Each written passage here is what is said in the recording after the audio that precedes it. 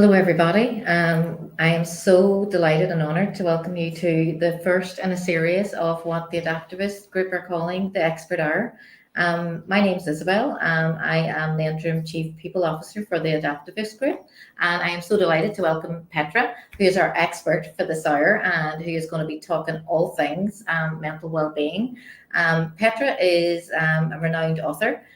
She is a TEDx speaker. She is CEO of mental health consultancy PV Limited, and also a psychotherapist as well. Did I miss anything? You didn't. Thank you so much. Amazing. That was really difficult trying to cover all that. So, Petra, so delighted to have you here today. I would ask everybody, please feel free to take part. This is going to be a conversation. Petra, like I said, is the expert. I'm hosting. I'm a little bit anxious myself about hosting, I gotta say, so bear with me.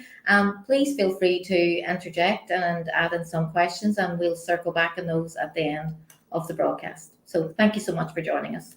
So, Petra, reinventing work report and building bridges to mental well-being. What is mental well-being? A great place to start, right? Because so many times people immediately think of, when they think of mental health, they think immediately of depression and anxiety and all the negatives around it. But actually, the World Health Organization defines mental health as a state of well-being, right? In which we're able to feel that we can reach our potential, that we can cope with the normal stresses of life. I say normal because it feels like these days the threshold for what those normal kind of stresses has gone up. Yeah, but it's really about everybody. It's the health of our mind, and it's how we show up at life. Yeah, and this report is looking at a very different world. We're post-COVID, okay? We're going back to the workplace. This report, there were some major key findings from this report. So one of them was 3/4 of the workforce, so 75% of the workforce are now experiencing anxiety. Can you tell me, how do you define anxiety? What does that look like? I think it's useful to note that everybody feels anxious sometimes. Yeah. We're about to do a talk. We feel a little bit of butterflies. Yeah. But that's not to say we have an anxiety disorder. That's a natural response to a new situation, right? And then it's sort of like a continuum. And then some people will be unable to cope maybe with those normal stresses, right? So those normal anxieties. And over time, it can build up and affect their lifestyle choices. It could kind of show up as panic attacks or stop them from doing things that they would normally love and enjoy. Yeah. And I'm very, very lucky to be in a company like Adaptivist where we openly talk about mental well-being. And you know this, right? You've been on our all hands show and tell. You've shared your story, and we're very open and communicative. Some employees might feel anxious about actually sharing the fact that they're maybe feeling that they're anxious, or that maybe they're going to be judged, and maybe there's a bit of imposter syndrome in there. Are you finding that, or what's happening out there at the minute? I think it depends what industry you're in, right? And how you adapted to hybrid work or whatever the work is. I feel like a lot of people are feeling anxious because of assumptions around what's expected of them. And so they're not really clear on the boundaries around the workplace. And so it's kind of showing up for that reason. So I'm kind of seeing it for a variety of reasons. And of course, the report's real interesting, right? Because it talks about things like workload, right? It talks about things like personal appearance, like after so much sedentary kind of living in isolation, coming back to be your social extrovert self, which used to be always the main thing that's celebrated in the workplace, right? It can just feel really difficult. It is. I mean, we're in person today, right? Yes. I work remote. Okay. I'm in London this week and I'm meeting people. And really, really interesting. Like 30% of people are saying from the report that the personal appearance is key. And I know you and I talked about this earlier. And I think when you think back to 2020 and when the pandemic was really hitting and everybody was staying at home, and suddenly you were trying to figure out, well, how do I connect with my colleagues through different mediums? Okay. And then people were coming into your living room. They were coming into your kitchen. Not everybody is very blessed to have a home office, right? No, of course. The adverts your bedroom. Your bedroom. Suddenly your colleagues were saying, "Oh, look at the bedroom." You were looking at your bedroom thinking, "Oh my goodness, I need to actually decorate my bedroom." So you had anxiety about how your home looked. But now we have 30% saying personal appearance. Okay. what do you feel the person, what is it about? Is it somebody's weight? Is it more females worried about their personal appearance? Is it male? What is it? I think it's a mix of genders, so lots of people, and you're right, it is around, putting on those couple of pounds, maybe not being as healthy as you once were, lots of coping mechanisms, which could be sugar, which could be alcohol, things to just help us kind of get through. But I think personal appearance is also about confidence. Yeah. And if you're out of practice being in a space with people in real life, right? Yes, you might see them, but maybe your camera's off, or, people are avoiding some of those deeper kind of check-ins because it's like, all right, good morning, agenda items, let's go through it, right? So simply to be in someone else's space, to see and be seen, right? Eye contact. Yeah. Physical touch, the handshake, the hug, whatever it might be. Yeah. It's almost like people are like, oh, what are the rules? How do I go about doing this? Yeah, it's really, really interesting. So this week, for example, the HR, we have a relatively new HR team that is geographically placed in APAC and North America and UK and EMEA. And we all met this week, and we met in person, everybody together for actually the first time, right? And we were like, oh my goodness. And we're nearly similar in height. But when you're on that screen, you're looking so much different. And actually, there are two examples that I can think of quite recently where people have actually brought up their appearance to me. Actually discussed it, and said, this is how I'm feeling. I've let myself go. I haven't gone to the gym. And it's how do you get back to that? How do you get back to maybe the person that you were before COVID? How do you get back into those habits? How do you actually instill habits in yourself again? Well, firstly, I'd say let go of let me be what I was before COVID, because it's almost like not being in the present, because we're thinking, oh, you were also 2 or 3 years younger, right? Yeah. So life was different, right? Yeah.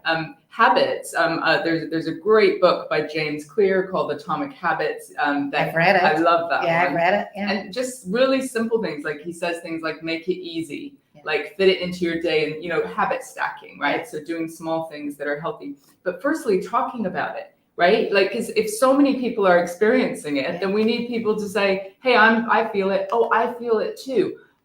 Immediately there's and this report is kind of highlighting those elements.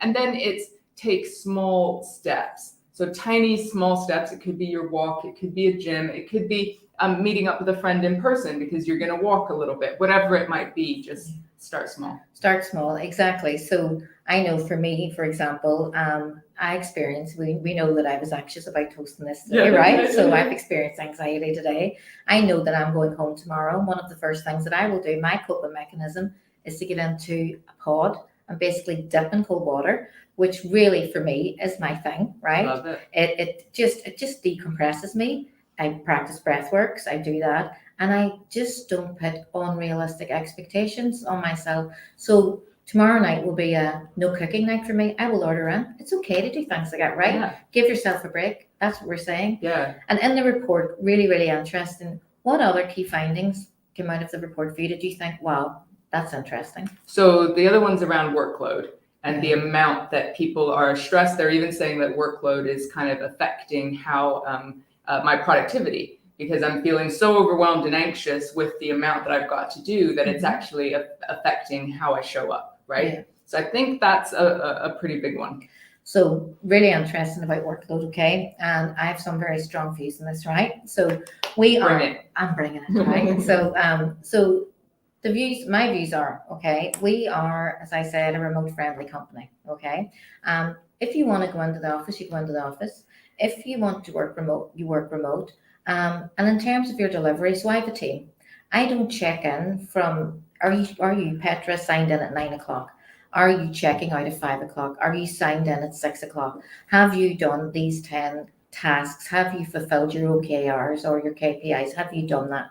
We have conversations around work. There's complete flexibility and definitely in the adaptivist group, but I could say with Ernest in my team, there's complete flexibility. If you need to go and pick your kids up from school, you pick your kids up from school. So do we measure value in time, right? So time and that rigidness of that Monday to Friday, 9 to 5 or 9 to 7 or 8 to 6, whatever that is, should we measure workload by time or actually outputs?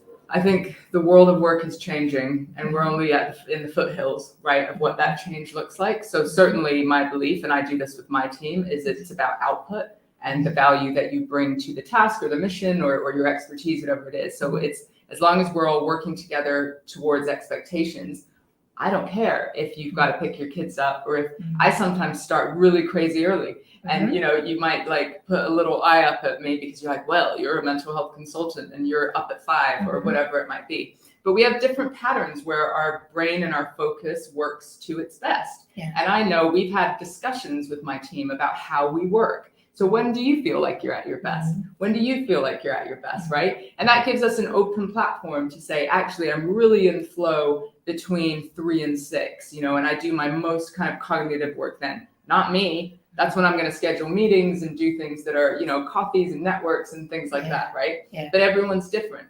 But making assumptions, and even I think the 4-day work week and all of that. Interesting. Yeah, I feel like it's trying to squeeze something into a time, as and we actually discussed it at length in our team. Should we do the 4-day work week? Would that give the flexibility? But as we weighed it up, and it's like, well, everyone should take the same day off in order to maximize efficiency, all these different variables, we realized for us, just autonomy and flexibility was better.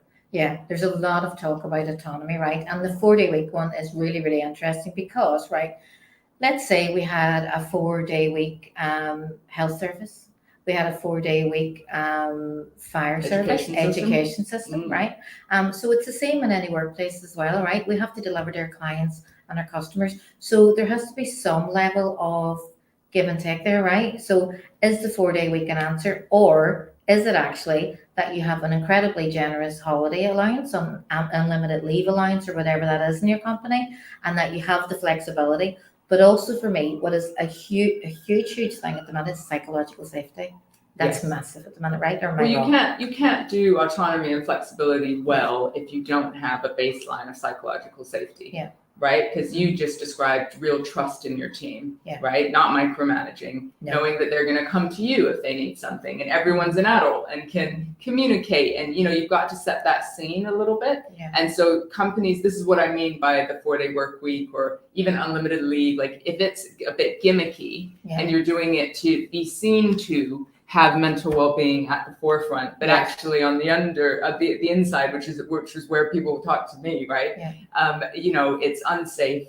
The expectations aren't clear. Nobody takes that unlimited leave, or everyone's working on that day anyway. Yeah. So is it really working? And it is the trust thing. It's about not micromanaging. And I often think that when I was talking to a few of our managers yesterday, and we were talking about how you manage a team and understanding the people in your team, and one size doesn't fit all, right? It's that situational leadership piece that is needed as well. So the report also talks very interestingly about 35% find mental health first aiders incredibly resourceful and useful in the workplace. For everybody that's watching, what is a mental health first aider? So Mental Health First Aid England is a company that started that created kind of the concept, right? And since then there's lots of wellbeing champion networks or mental health champion. There's different words for people who might do similar things. But Mental Health First Aid itself really trains up some individuals in your workplace. If you think of physical first aid, if anything goes wrong, they know what to do, who to call, what the process is. And so similarly, mental health first aiders, in theory, have people come to them if they're struggling or something's going on, and they'll be able to listen and then signpost them to your resources, your services, and perhaps they want to meet someone at their level, maybe not go to HR, maybe not go to their manager. And it's meant to just kind of be that person that you can go to that can promote mental health in your workplace. Amazing. So when I hear mental health first aiders, and it's a UK, and I said, do we have it globally, or? I know that it has expanded globally. So I know it's in the US. I know it's in a few places and growing for sure. And there's so many things. I know I'm in HR a long time, 30 years in HR, right? Respect. Respect. Thank you very much. So 30 years in HR. So in terms of mental health, I have seen and heard a lot. I can imagine. Yeah. Seen and heard a lot. And there are many, it ranges from spectrum. It's a huge spectrum of, it could be abuse, it could be some legacy from childhood, it could be financial, it could be depression, it could be illness, whatever that is. And suddenly you have an employee who's been performing really well and they're performing differently, or something's gone wrong, or the performance has slipped, or they're taking more time away or absence from the workplace because of stress or whatever that is. Okay. So as HR professionals, it's quite normal for people to come to us. What is the delineation between a mental health first aider and somebody that maybe wants to go to HR and say, oh, HR is confidential, is a mental health first aider? What do you look for in a mental health first aider, if you like? Well, firstly, and you correct me if I'm wrong, but I think HR often need backup. We certainly do. Because- Who do HR go to, right? Exactly. Who looks after HR? Well, and there's Claire so in our much. team will tell you that is one of her top questions. Who looks after HR, right? Right. And there may be, in some companies, there's one HR person, there's a very small core HR team, and they're divided between recruitment and a whole, variety of challenges, right? So mental health first aid is meant to be that backup. So that in those initial stages of someone struggling or just wanting a bit of resource, a bit of time to give you that backup. And then of course it may escalate and they may say, oh, I think this is one that let's go see HR and kind of get some more formal backup. Yeah. So in theory, I guess in my work with companies globally, I've seen it work well and not so well. And this applies to champion networks or, different types of networks, right? And my first question in assessing, are these guys effective or do they just look really shiny on their posters, is, so do you guys get together as mental health champions to kind of chat about stuff? Oh, yeah, we get together. And I'm like, oh, okay, cool, right? And then my second question is, do you guys actually talk about your mental health when you're together? Yeah. No. And so that's always for me, it's about leading by example. Yeah. And that doesn't, when I say talking about mental health, that's not only I'm struggling today and the poor mental health stories. It's also being ambassadors of good mental health. Yeah. Like, hey, I went to your cold bath. I love it. Right? Yeah. I really love it. Yeah. And so as a senior member of staff saying I was stressed, but afterwards I took responsibility for my well-being by shaking it off and doing something that I know resets my system. Yeah. So openly talking about that. And I would like to see more, and in our training, that's what we do. We're like, you are internal activists to support real and lasting change in the culture. Yeah. So not just sitting back waiting for people to come to you, right? Yeah. Because sometimes that morale dips because nobody's come to them, or the internal branding or the industry means it hasn't quite worked, and they can get a little bit low morale off the back of that. So we actually talk about it really openly in the company, and we use Slack, for example, right? Yeah. And all the channels that we have so many channels in there, and we blog about mental health. So we have a philosophy: everybody in the workplace is an adult, right? And they are, and everybody, and they should be treated like adults, and we should treat others like adults as well too. And we blog about mental health, and it's okay not to be okay, right? It's okay. I mean, we chatted earlier. I had a cry 4 weeks ago. Everything just got on top of me. I cried. I'm done. That's it, right? And once you see leaders saying that and openly talking about that, right, it's a good thing. Are there any leaders out there that you think actually they represent that? They lead by example. Are there any come top of mind?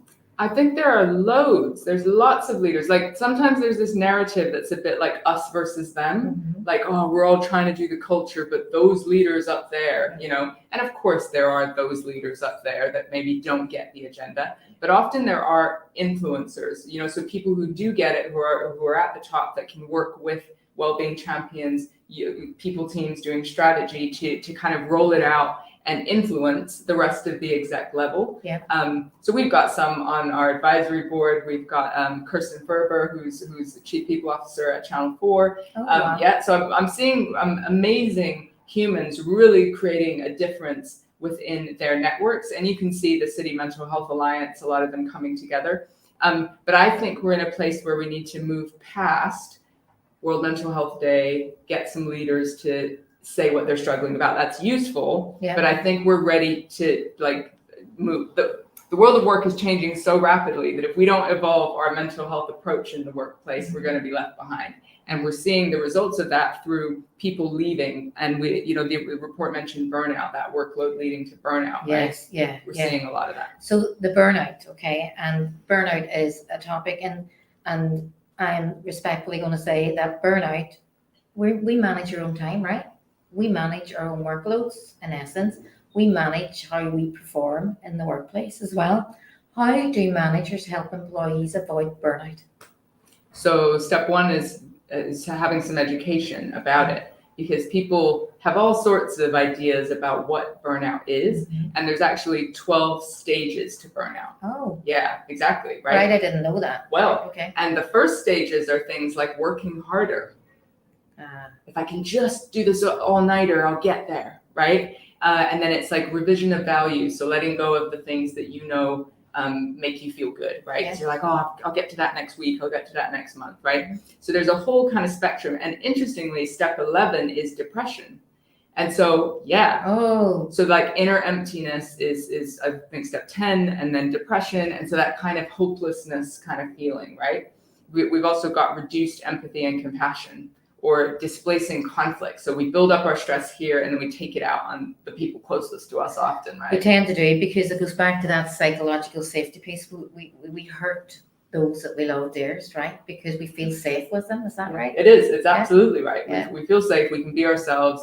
And sometimes that means letting out our stress it's sort of a coping mechanism, but over time, of course, that can damage relationships. So we're obviously, we are seeing some questions coming in, but I mean, there are employers here, if they're HR people, there are managers here, and organizations online. What suggestion? I mean, the real education. I mean, I'm going to talk to you after this, because I want to learn about those 11 stages, because I want myself and our team educated on that. And discuss it. Discuss it, because I didn't know that. So how do you educate, organizations in terms of, we're going back to this report, the employee burnout, right?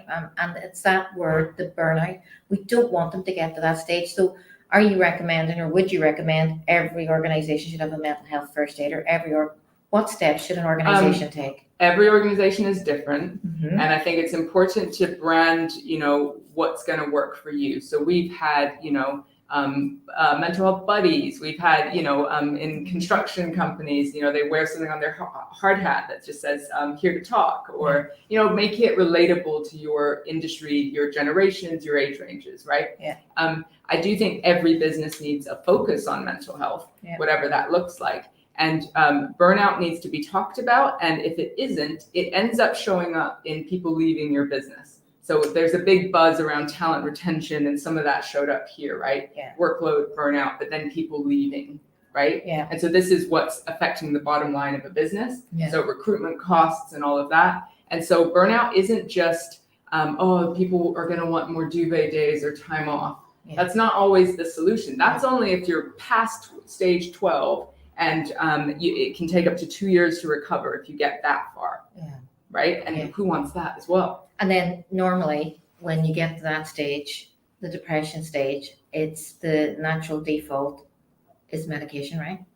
Well, to go to your doctor and say, I think I have depression. Mm-hmm. And actually, we need our GPs to be educated on burnout, and to actually question their lifestyle circumstances, workload, lifestyle trauma that's people have experienced, because there's a whole stacking effect that can affect burnout. It's not just workload. Yeah. Right. Yeah. And so I think we're moving. The World Health Organization is depression is one of the leading causes of disability worldwide. Yeah. And is that depression, or is that lifestyle choices? Not to mention nutrition, community, lack of community, and of course burnout. Yeah, and of course, belonging is such a huge thing. Right. Belonging is massive now, right, in the workplace. So in terms of, employers and leading by example, I can honestly say Simon, our CEO, he blogs. He went through a very difficult time in his life last year. He's been very open, blogging about it. Beautiful. He has a channel that you can ask him anything, which you can ask Simon any questions as well too. So I think the fact that the leadership actually are showing that by their behaviors and by their actions, they're leading by example. That's very, very key. And I have found definitely in my journey across the years with employers and coming across employers, once a policy is in place, it's just that shiny thing on the wall. Yeah. The values are on the wall, but they're not lived and breathed. Do you work closely with employers and trying to, bring it's a cultural shift, right? Talk to me about mental well-being and culture. What was the report saying in relation to all that? Yeah, so it's definitely a culture piece, and it's supporting businesses to think strategically about well-being. But you're right, culture is what it's all about, right? Yeah. Thinking about your working practices.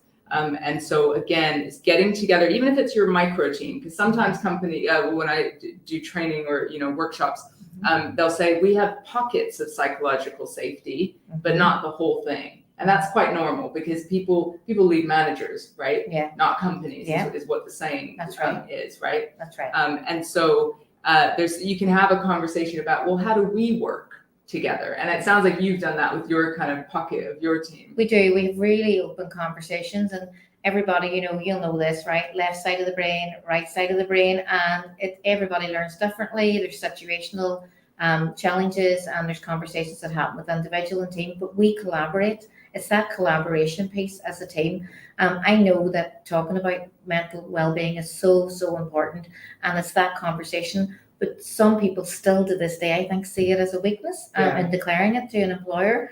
Do you think employers are well educated enough or not at the minute on? It's a real range at the moment, and I do think there's certain industries, like if you think of creative industries, engineering, like financial services, a high proportion of men in certain industries, that it still feels like several years behind some of what this company is doing, and so there's forward-thinking ones putting lots in where employers get it, and there's ones that are PR exercises, like externally we're seen to, but what's going on underneath. And other people are still in the early stages of, okay, let's put on an awareness day and broach the topic. Yeah.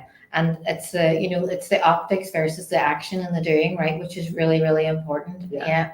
I have to say it at Activist, it is something that we do talk about. We generate, we've got the channels, we go in there, everybody knows you can contact, HR, you can contact your line manager about it as well too. So have you ever done a mental well-being audit in an organization? It's just as we're chatting, I'm thinking, right, well, if you were to audit us right now, I wonder what that would look like, right? Yeah. So we're not a survey kind of tool, but we do come in as consultants, and often people have a lot of data, engagement surveys, pulse surveys, retention, people absence, and so, but what they fail to do is create an effective story from that data in order to then do the right things that match what their people need, and then we can help evidence the return on investment of those actions, right? So I think some people are talking about survey fatigue, and so it's like I want more like in-person focus groups, and a survey is one part, but actually you need to get people together to get into the meat of the matter. Yeah, 100%. And in terms of, the mental health first aiders, we can do that. We can do the consultancy, we can look at the audit and the report. Anything else jumping out at you from the report? So the thing that's interesting is about EAP usage. Yes. Right? So yes, I read that. So only 10%. So we've EAP, right? We've got that as a benefit. So only 10% of employees, so 1 in 10 are accessing EAP. So talk to me about EAPs. What is an EAP? I mean, right? What is an EAP? Yeah. So many people who maybe aren't in our kind of sphere of working with people all the time, it's like an acronym, and it doesn't quite land. Yeah. So it stands for Employee Assistance Program. Yeah. Kind of an old school insurance model of like when people are struggling, we must kind of risk assess or put something in place, completely confidential. There's a lot of nervousness from people about perhaps not knowing that. So I used to be clinical director for an EAP, so I kind of saw it on the other side and was had questions. This was pre-pandemic, right? I've seen many organizations evolve, and there's more kind of video platform counseling or easily accessible support. But in theory, they're just a great benefit. Because no matter what's going on, financial challenges, you mentioned, perhaps you're in an unsafe situation, perhaps you're experiencing anxiety like so many people are, right? Having someone who's objective and outside of the organization, a professional, to just kind of talk it through and kind of understand what your options are. But the first step is often admitting that perhaps you need some support. Absolutely. And I think that's very important that you ask for that support too as well. And the report had also talked, I think it was 20, I'm testing my memory now, but 28%, I believe, were saying that they had reduced time with their family.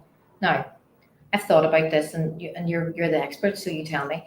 Is the reduced time with the family, the 28%, the fact that there are people returning to the office, so it's taking longer commutes and all that?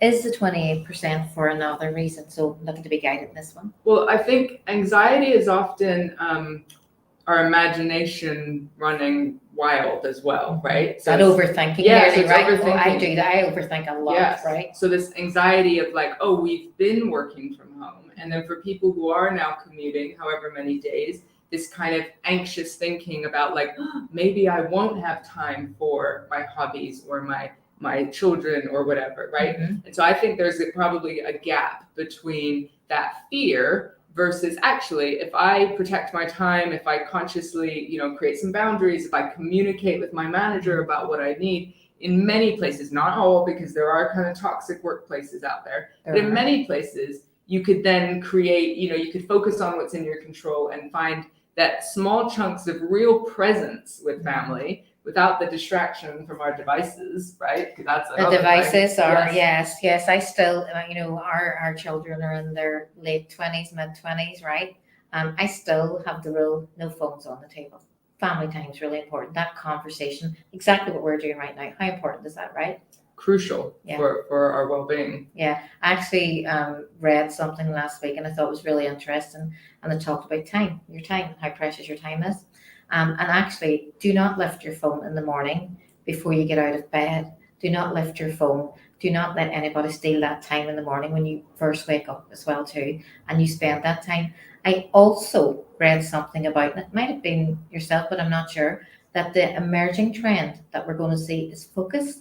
Yeah. And the importance of focus. Do you want to talk about that? Well, I probably stole that from Johan Hari, who's got a great book called Stolen Focus, right? And it talks about that those distractive mechanisms, right? And how part of this anxiety level is, we keep having to switch between things, right? And every notification on our phone kind of triggers our fight or flight system, right? Because we don't know the difference between real and perceived threat, right?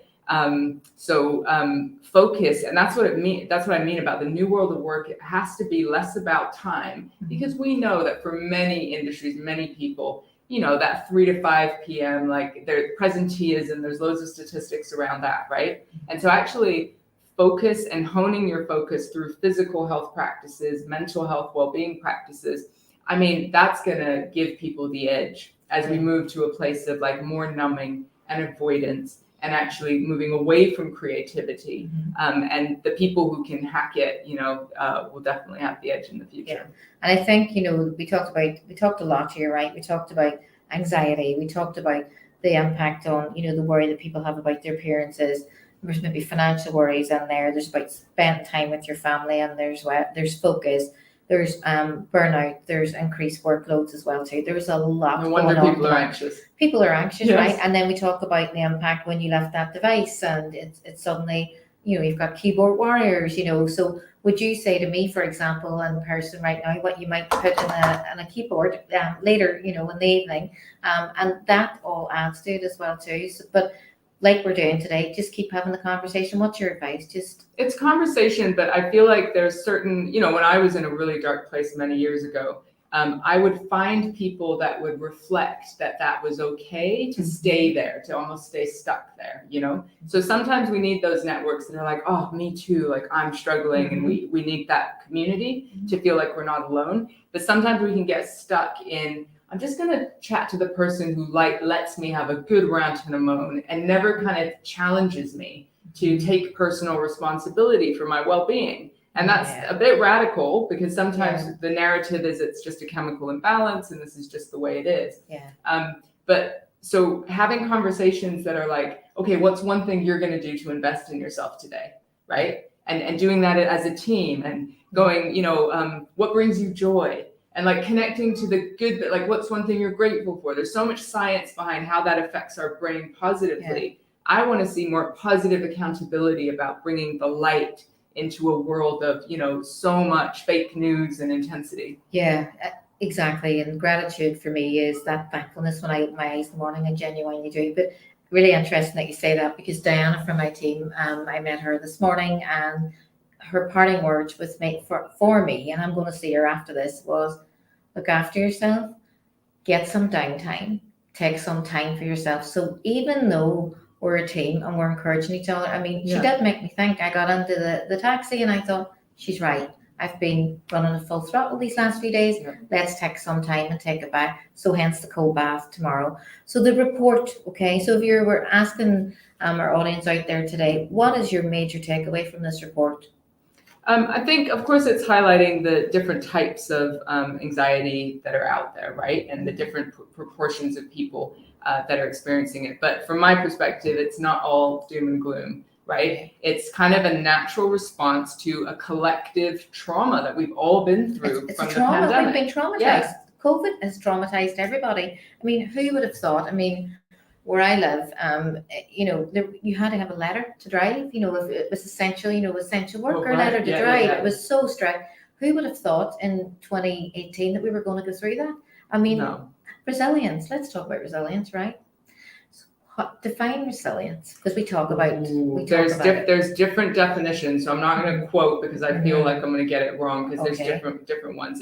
There's the type of like bouncing back, and I don't know. I often get called into companies. They've done a massive restructure. They've laid off people on Zoom and all these sorts of things. I've read about a few of those recently, right? Yeah. And then they're like, Petra, can your team come in and do some workshops on resilience? Yeah. And I'm like, nope, because I want to educate them on reframing it, because that can come across as super, like, I'll go into that room and say, every single person in this room is resilient. Yeah.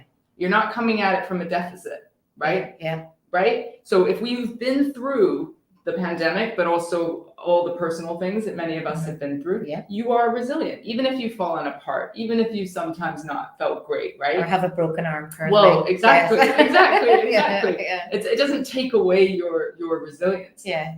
So I think it is about taking personal responsibility for our well-being. And so what's in our sphere of influence that can help us continue to evolve our resilience? Because the one thing we're certain of is change. Yeah. Right? Change is constant, right? Right. And working in an agile industry, right? And our company's quite agile.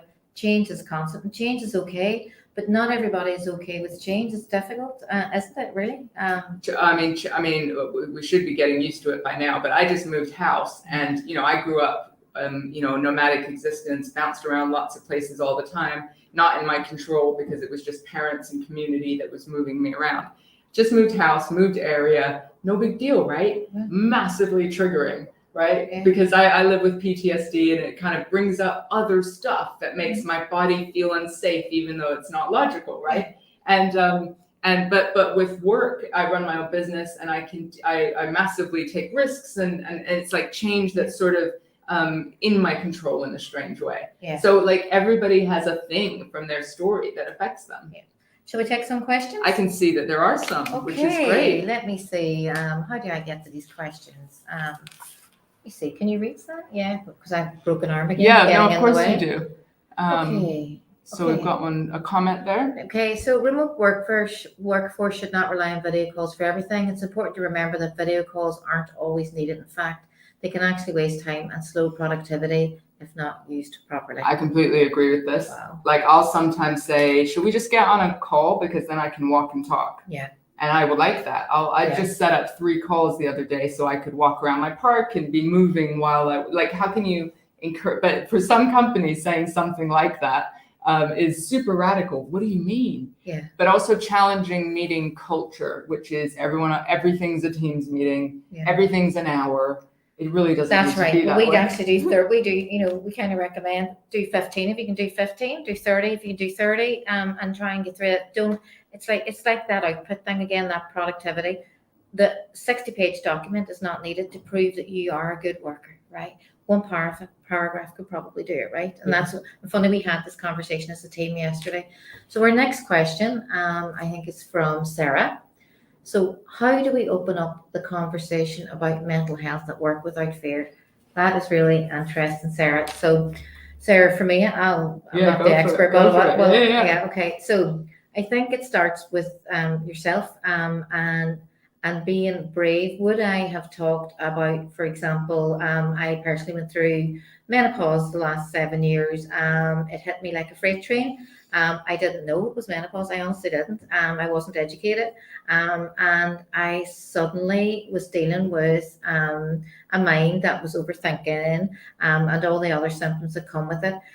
But I remember being in the workplace, and I remember taking one of these, I call them power surges.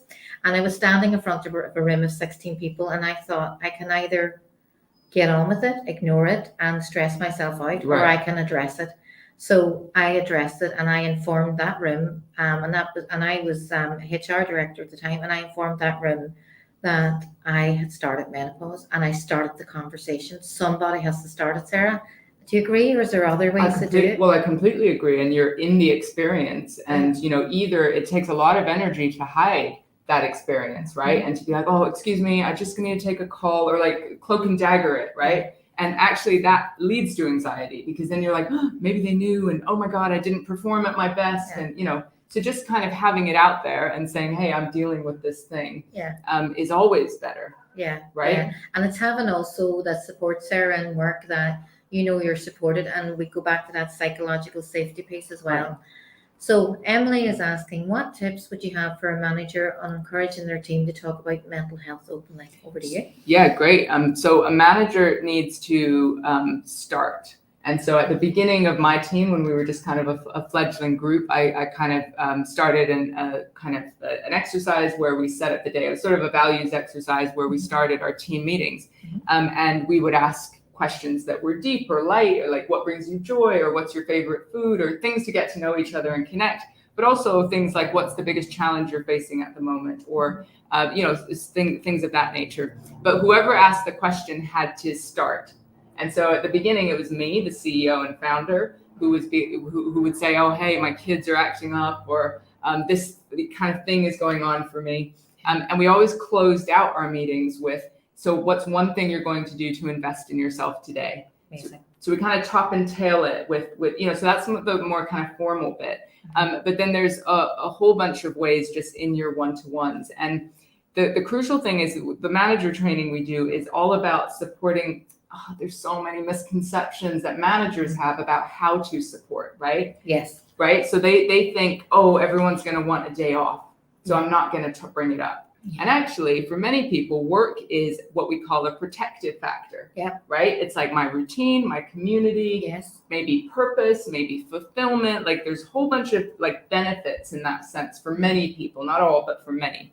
And so to just say, well, just go home for a couple of days and come back when you're good. It's like they might live alone, they might be in an abusive household, that might be more stressful because of other kind of factors, right? So it's more about active listening, and sometimes as employees we can educate upwards. And I think that's kind of important. It is. And and it's, as you say, it's starting that, I in my mind when you were talking, do you remember that video? It's quite old, and the guys there's a crowd of people sitting on a hill, and there's music, and one guy gets up and he starts dancing, and the second person gets up and starts, and then it starts a movement. Okay, so that first step will start a movement, right? And it's all about it. And it is hard. It is hard, and you have to put yourself out there. But knowing that you're in a safe place to do so should make it a little bit easier to do. Right? And you can also start small, right? Like these things are built over time. It's not, I didn't start by standing on stages and telling my story. I started in addiction recovery groups, just listening and watching people be honest, right? And slowly, I call it practicing bravery. It's something that we can do every day, even if it's like talking to your barista. This is London, right?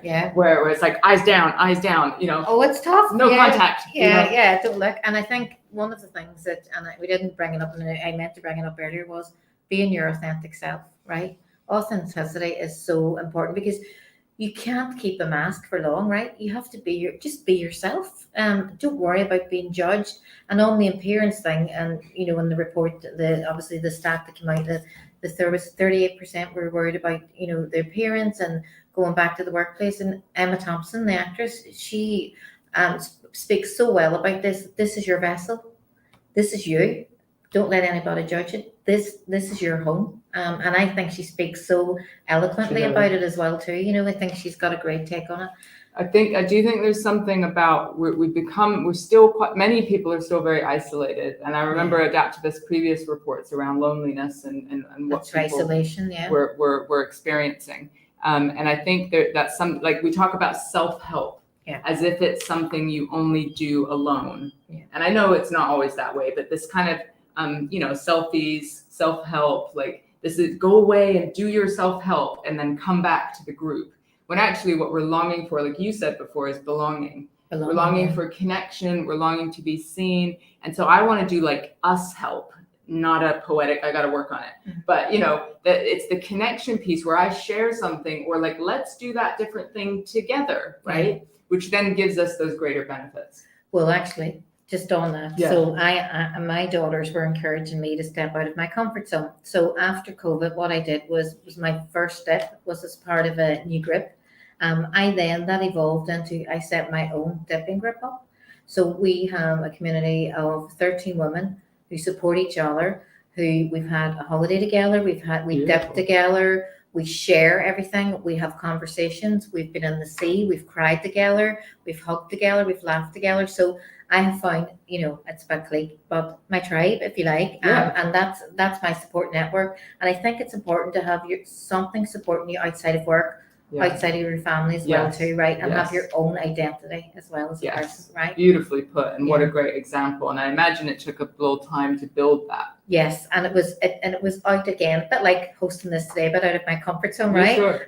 But it put me out of my comfort zone in that I was meeting new people across maybe people I would never have met before in life, and it was really interesting. Which is great for continuing to learn and develop your brain. And like learning is one of the key, there's 5 stages to well-being, and giving back and learning are 2 of them, right? Yeah. And so that's like getting yourself out of your comfort zone, but learning from new people, like let's get outside of our algorithms, right? Yeah. Where everything's just repeated back to us, right? Yes. And be like, oh, just get curious. And that's all it takes. Like people are longing to be seen. So for people who are worried about their appearance or like, some people are going to be judging me. First of all, that person's probably thinking the same thing. Yes. And secondly, when you genuinely show curiosity, they're like, oh, that's amazing. Okay, let's talk, right? And that goes out the window. Yeah, amazing. So next question, Emily. I think you're on Jake. Oh, we're on Jake, right? Okay. So as employees, how can we step outside of our comfort zone to grow while also maintaining mental well-being? Pushing past fears is often necessary for fulfilling our potential, yet true growth often surfaces difficult emotions and stress. What is the right ratio of leaning into discomfort versus practicing self-care? Great question, Jake. I feel like he wants like a percentage ratio of exactly what the formula is, which, oh my God. No maths today, please. No. I can't. If only it were that simple right? Yeah. Because everyone's different, but you've already started talking about just putting yourself out of your comfort zone. I think for me, it starts with self-awareness, right? And so when you can understand what your triggers are, what your story is, then you can kind of understand, well, when there are big emotions, what's that about for you? And if you don't understand, reach out to your EAP, see if you can get some counseling or coaching or even a really trusted friend where you just have to say, can you just listen to me for a minute while I try and figure all this stuff out in my head? Yeah.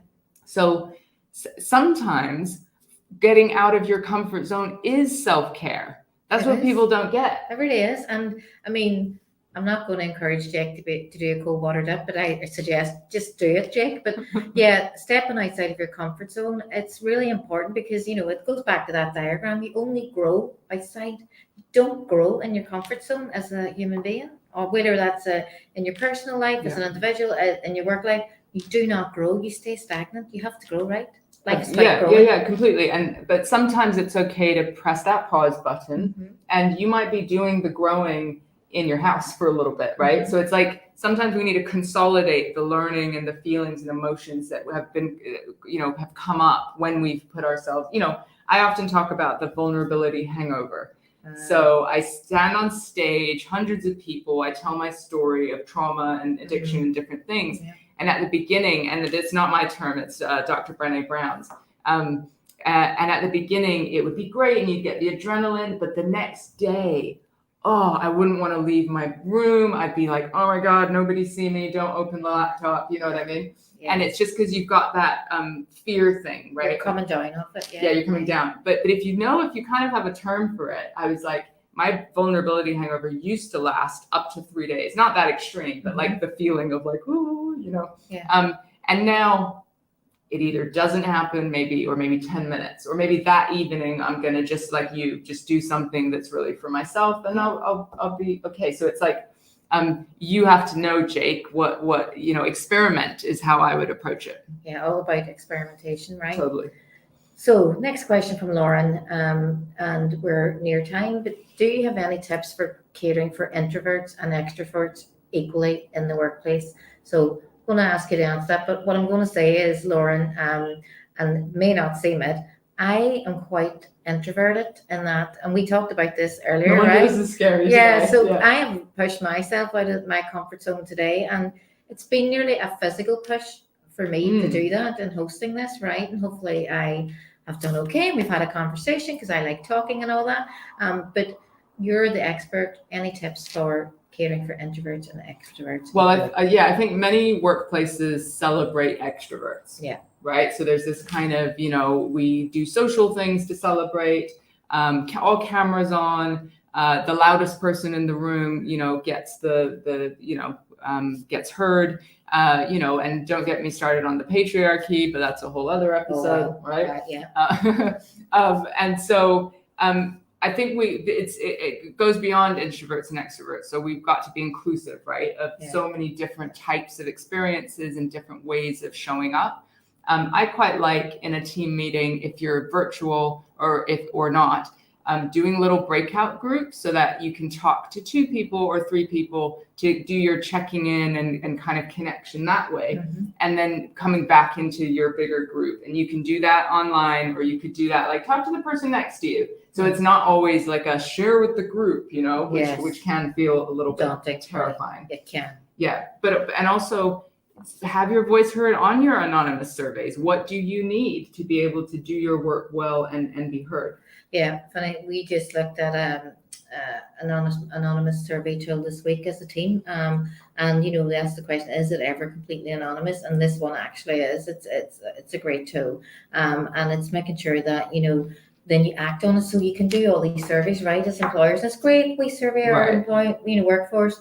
Do you act on it? It's about execution and acting on it, right? Not just about gathering the data as well. And it's transparency. So it's telling your people, like, even if you can't act on everything, saying, all right, this quarter or whatever, we're going to do this one thing. That's right. And then this is what our resource and budget is. And then we still heard all these things, and they're going to be part of our strategic kind of approach. That's what many people miss doing. They just go, ooh, survey. And then like, oh, we put on this talk that we think meets the needs of some of the questions, but we didn't tell anyone, we didn't connect the dots for them. And then people are like, why do I even do a survey? I don't even think anything happens, right? So it's that open dialogue. Okay, so I think this might be the last question. And then what we'll do is we will put some information on the report and reinventing the workplace, and hopefully you enjoyed this session. But the last question today is from Michelle. What can leaders or managers do better for their team? Well, as my book title suggests, begin with you. Are you plugging that book? I wouldn't dream of it. Plug away. But it's all about like, what are managers' burnout levels? Yeah. Like, I want to always start with like, how are you, right? Like, what's going on for you? What are your stresses? Because sometimes one of those signs of burnout is reduced empathy and compassion. So that affects how we lead, right? Because we're like, that thing's annoying, or we're in survival mode and we're putting out fires. And, when we're in true community, the manager can benefit from that as well. Of course, there's some boundaries and stipulations, but check in with you. They need to kind of see where they're at, and then be open to learning about building psychological safety, but also creating space for conversations that you might not have the answers to. So lots of managers don't venture into these topics because they think, I'm not a professional. What if someone says this, or what if something happens? And I actually want people to be, there's so many resources in-house in businesses, but also, anywhere, to say, I don't know much about this. Yeah. I'd love us to chat about it and see what we need. Yeah, 100%. And I mean, we talk about it in the Adaptivist group as well too. And actually next week I have a meeting with a lot of managers. It's first in a series, and it's talking about, we talked about, you talked about retention and engagement. Yeah. And we're talking as managers about exactly about this. What are your team reports looking for? How can we support you? What are they looking from you? And from my point of view as a leader, it's know your team, talk to your people, Right. have conversations, Yeah. right? So know them personally, not just work. Yeah, you're going to get part of a person otherwise, right? You need to, not poke around, but you need to, if they want to share, let them share and support them, right? And if it's virtual, people think, oh, we can't do connection virtually. And I'm like, you can, but you have to sometimes ask more explicit questions. That's right. Right? That's right. So no guesswork, and just like, hey, I might be wrong, but I'm curious about. Yeah, I noticed that. Yes, yeah, I noticed exactly. that. Are you upset, or and then sometimes just starting breaking down those barriers will help.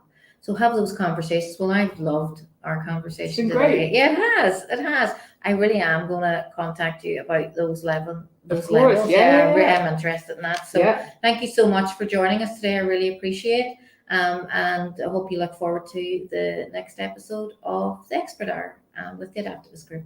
Thank you so much. Thank Bye. you. Bye.